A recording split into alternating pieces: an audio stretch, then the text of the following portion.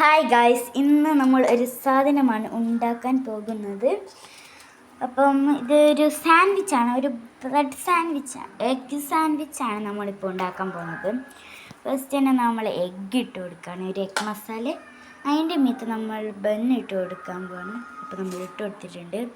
അതിൻ്റെ മീത്ത് ഒരു cream add ചെയ്ത് കൊടുക്കാൻ പോവാണ്. എന്തോ ഒരു മൈദയിൽ കുഴച്ച എന്തോ ഒരു ക്രീമാണ്. എനിക്കത് കണ്ടറിയാം.